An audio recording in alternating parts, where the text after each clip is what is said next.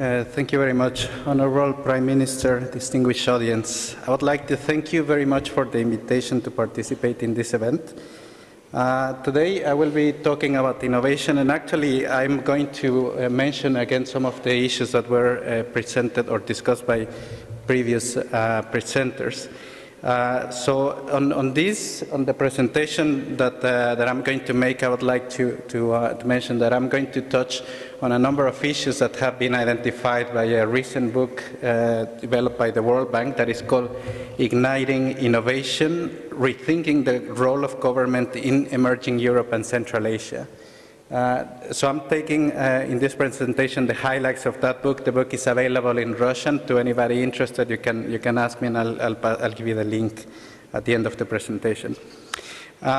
Innovation, we see it as a major tool to enhance productivity and competitiveness of firms established in Kazakhstan and to support the development of high added value industries to help reduce the dependence on natural resources.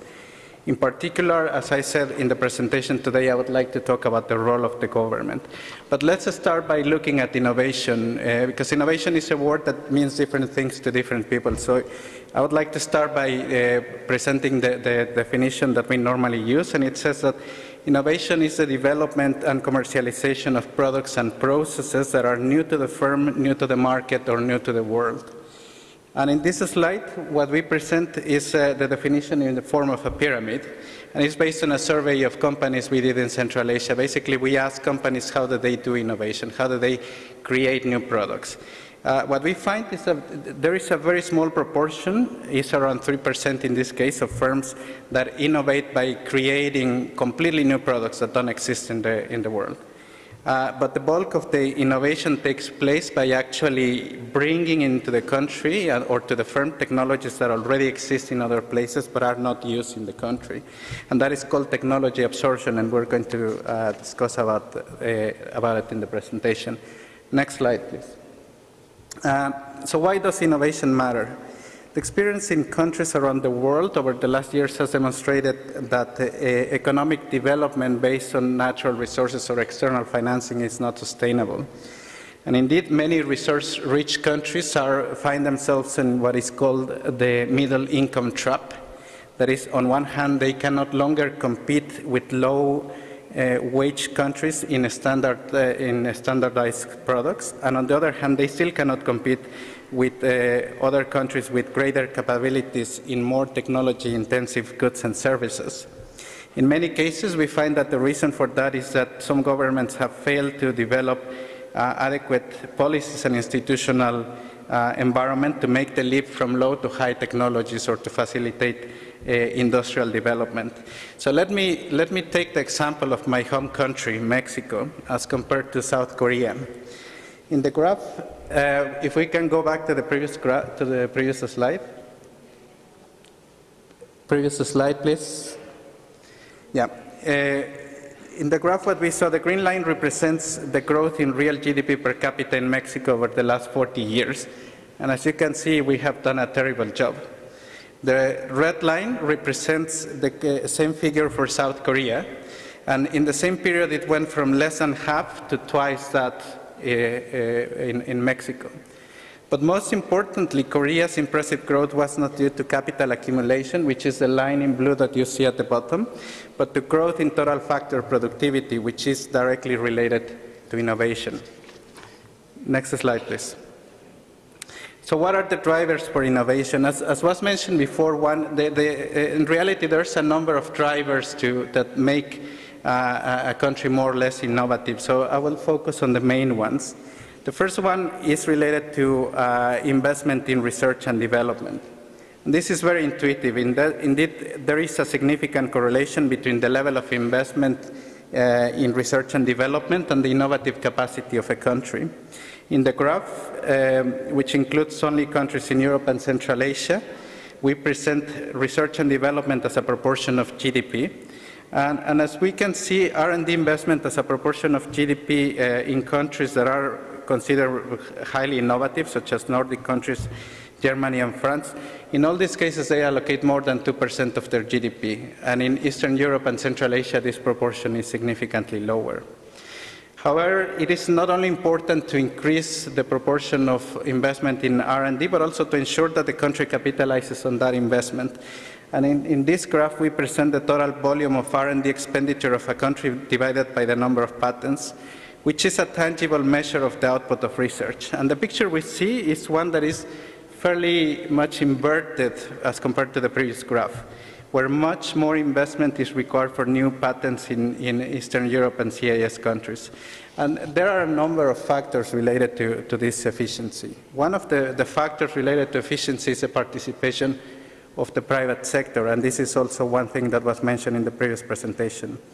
So this is largely related to incentives. What we see in this graph, next graph, now previous one.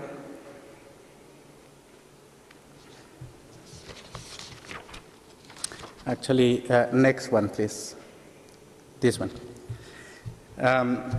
What we see is where is the investment in R&D coming from?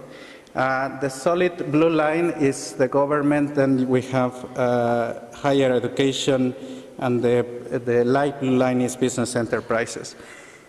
So what we find is that there is a significant impact of private participation in research and development. And this is largely related to incentives. And when private enterprises invest in R&D, they expect to get a return that is higher than their investment. In that sense, their participation in research ensures that R&D has commercial implications on one hand, and also that it is done in an efficient manner. And indeed, if you look at countries such as Germany and South Korea, the R&D investment is 70% done by the private sector. However, it is very clear that it is not possible or even advisable to force the participation of the private sector in R&D. So in many countries, the participation of the government is going to be the main driver for research and development. And this is particularly the case in those types of research that have a significant impact for the society, but that may not be economically feasible by enterprises. So in those cases, what is going to be important is to create adequate instruments that provide support for innovation while also creating incentives for effectiveness. Another factor for effectiveness in R&D is the creation of linkages between local researchers and international researchers. In this graph, we show the experience of the United States, and the line at the top represents the number of patents per year, and the line in the middle represents the number of patents that come from research done only within the country. And as you can see, the line in the middle is not only lower, but is flat. And what it means is that the bulk of the new knowledge that is created and commercialized within the United States comes from active collaboration with researchers in other countries.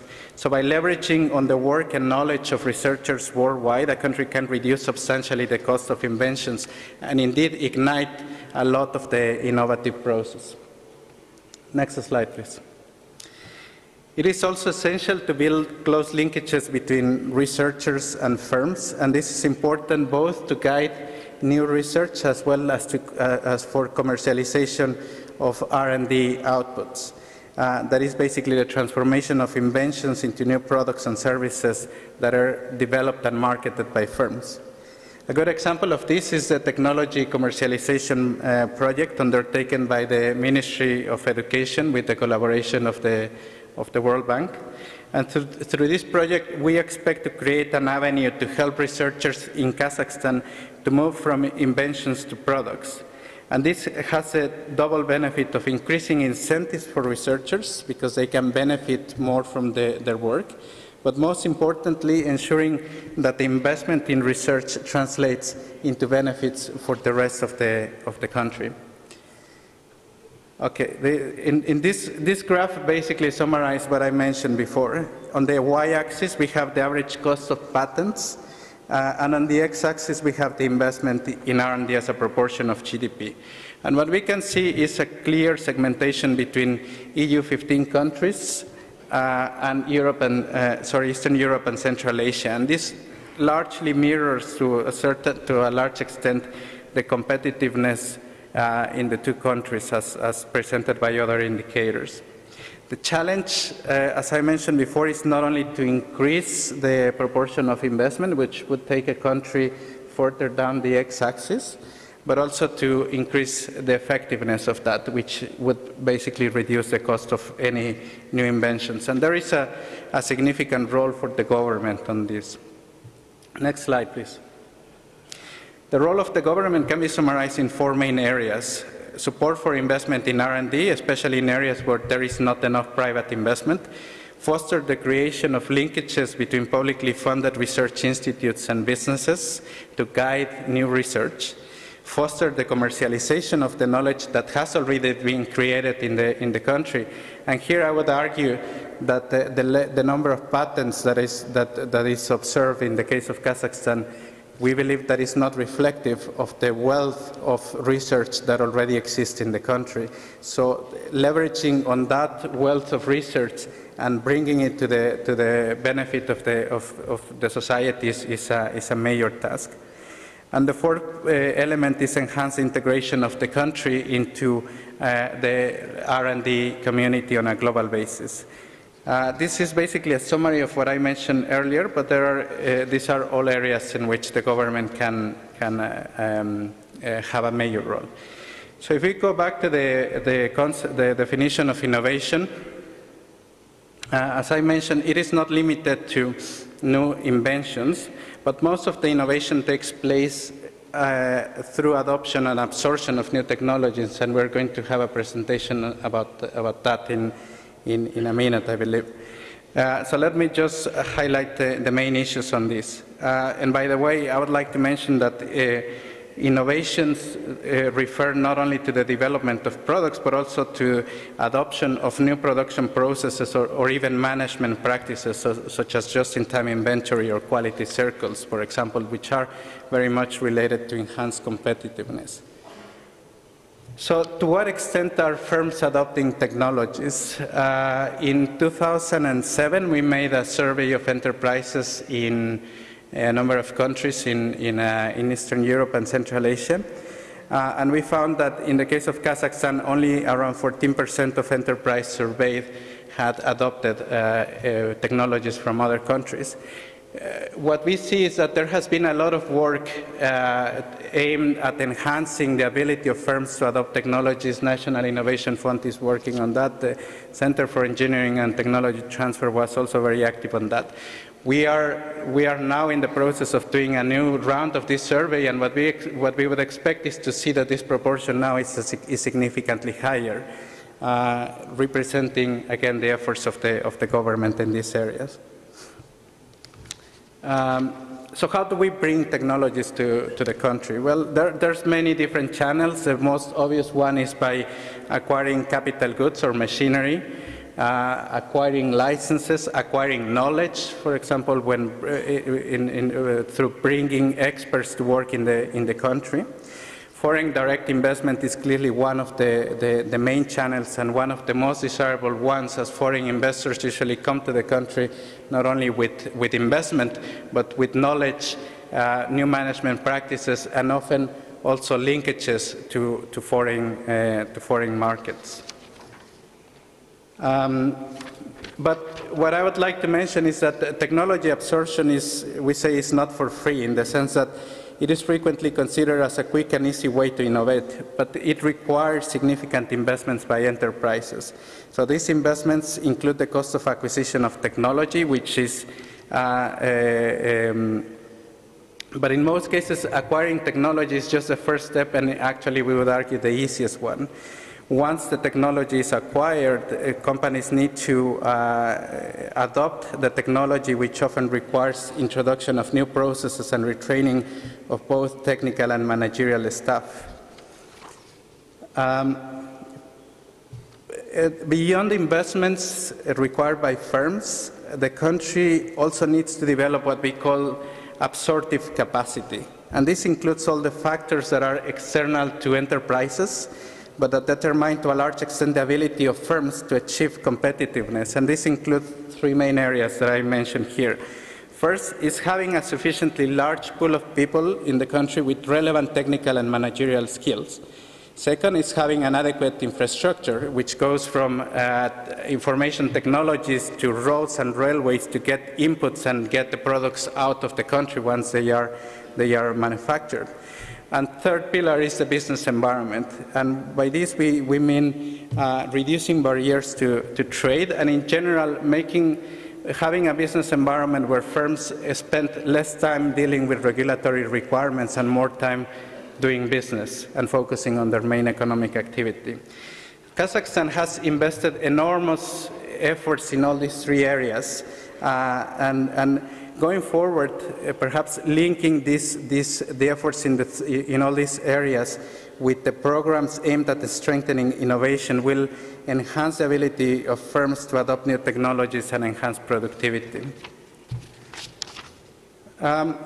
So to summarize, the role of the government related to technology absorption, I would put it in two main areas. One is creating support instruments to help companies to adopt these technologies. As I mentioned, it is very expensive for firms to get these technologies. It is difficult for them to adopt the technologies once they are here in the country. So creating instruments such as the grants developed by the National Innovation Fund are ways to address these needs. Creating services such as the ones that were provided by the Center for Engineering and Technology Transfer, whereby there's some advisory services to enterprises to adopt those technologies, are also key to help enterprises. The World Bank has been working with the National Innovation Fund aimed at strengthening the design of these support instruments and ensure that they provide the support needed by enterprises, while also creating incentives for firms to invest efficiently on commercially viable projects. The second area, as I mentioned before, is creating or developing the absorptive capacity.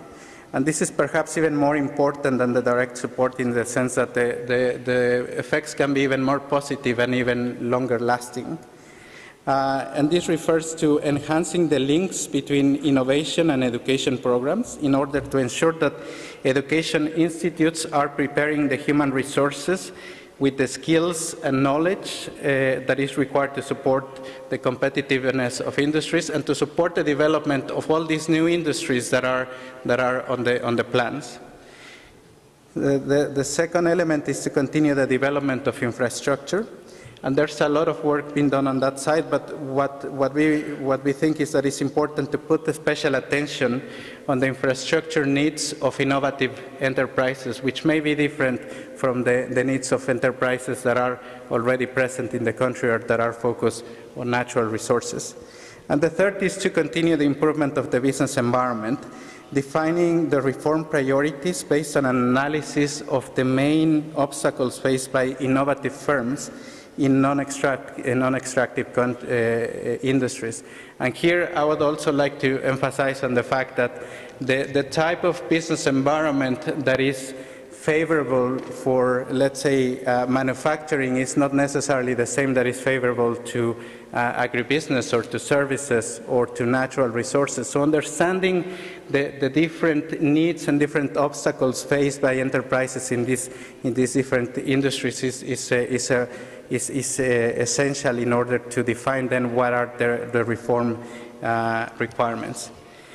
Let me finish by saying that we at the World Bank have been witness to the seriousness and commitment with which the government of Kazakhstan has worked on all these areas, and we would like to congratulate Prime Minister Masimov and the government of Kazakhstan for the important achievements in all these areas so far, and we would like to reiterate the willingness of the World Bank to continue collaborating on these important aspects.